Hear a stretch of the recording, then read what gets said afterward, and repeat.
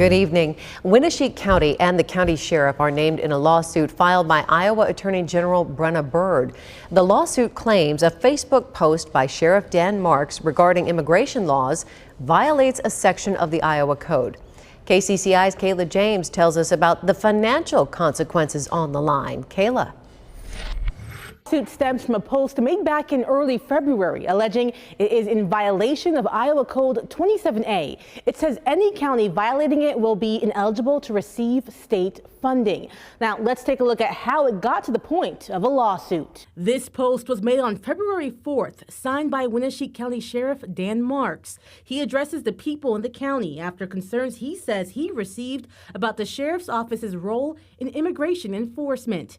He notes if federal agents' action and paperwork are constitutional, the sheriff's office will assist if needed or requested to.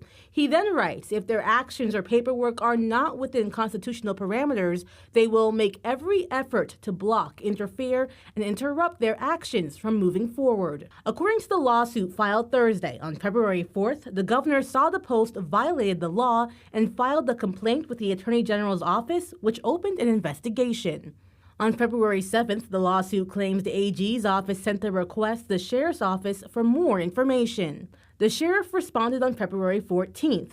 The response was posted Thursday on the Winneshiek County Sheriff's Office Facebook page. It notes the sheriff is sending over information related to the investigation. Marks, in the response, says the purpose of the letter was not to suggest the sheriff's office won't cooperate in immigration enforcement. It was, quote, intended to make the public aware that he expects his deputies to obey all federal, state, local, and constitutional requirements. On March 26th, the AG's office released its report. It states the post violated Iowa Code Chapter 27A. A release from Attorney General Brenna Bird's office claims the post discourages cooperation with federal immigration authorities by making false claims and threatening to interfere with enforcing ICE detainers. The AG's office says fixing the violation requires action detailed in the report, calling for the sheriff to delete the, quote, offending Facebook post and to make a new post signed by Sheriff Marks. The post was pre-written by the AG's office, explaining that the sheriff's office complies with all state and federal law, cooperates with ICE, FBI, and others, and that the original post was, quote, wrong, and it, quote, made many incorrect statements. The end of the report says the sheriff had until 5 p.m. Wednesday to take action. If not, the AG's office would file an enforcement action. There was a post shared at around 12:15 Thursday on the Winneshiek County Sheriff's Office Facebook page.